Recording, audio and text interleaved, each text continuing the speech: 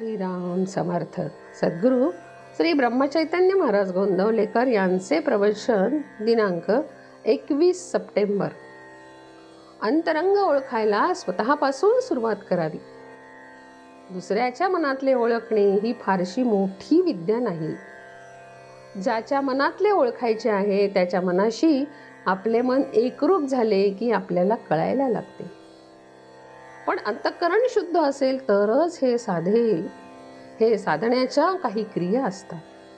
त्या क्रिया चालू असतात तोपर्यंत ती शक्ती राहते. त्या क्रिया बंद झाल्या की ती नाहीशी होते.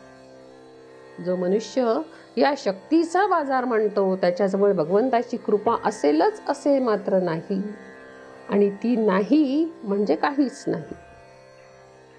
मनोगत कळायला एकमेकांना एकमेकांची भाषा कळायला पाहिजेच असे नाही. समजा तेलंगणातला एक भिकारी आपल्या दारी भीक मागायला आला आणि तो एक तेलंगी गाणे म्हणू लागला. त्या गाण्याचा अर्थ आपल्याला मुळीच कळत नाही, पण हा भीक मागतो आहे हे आपण ओळखतो. त्याचप्रमाणे मनोगताचा भावार्थ कळतो. प्रत्यक्ष वाक्याचा अर्थ कळला नाही तरी हरकत नसते.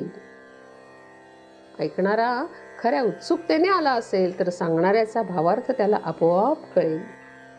पण ऐकणारा तसा आला नसेल तर सांगणाऱ्याने स्पष्ट सांगून सुद्धा त्याला कळायचे नाही. तत्वज्ञान हे कायम आणि कधीही न बदलणारे आहे. स्थलकालानुसार निराळ्या भाषेत ते मांडावे लागते इतकेच.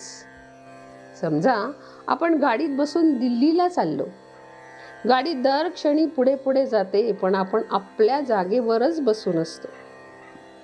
त्याप्रमाणे परिस्थिती सारखी बदलत असते, पण आपण जर भगवंताला चिकटून राहिलो तर खात्रीने आपण आपल्या नियोजित स्थळी पोहोचू शकू.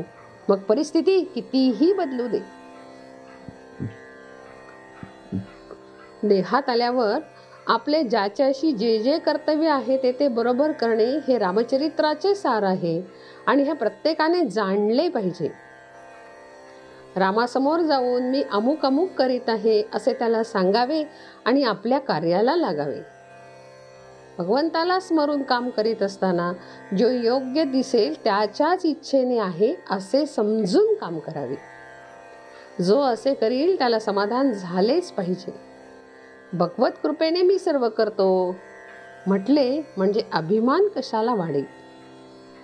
अंतरंग ओळखायला स्वतःपासून सुरुवात करावी. माझे चुकते कुठे हे पाहावे. तर्कशास्त्र शिकून तर्कटी बनू नये. तसेच संतांच्या अनुभवी वचनाकडे फार चिकित्सेने पाहू नये. संतांचे सांगणे अगदी सोप्या भाषेत असते. गंमत अशी की भगवंत आहे की नाही इथपासून लोक चिकित्सेला सुरुवात करतात आणि मोठ्या घोटाळ्यात पडतात, आणि शेवटी आहे तिथेच थांबण्याची त्यांच्यावर पाळी येते. म्हणजे त्यांची प्रगती खुंटते. याकरिता भगवंताचे बूड कायम ठेवून चिकित्सा करावी. देहरूप गावाहून रामरूप गावाच्या प्रवासात रामनाम हीच उत्तम शिदोरी होय. जानकी जीवन स्मरण. जय जय राम.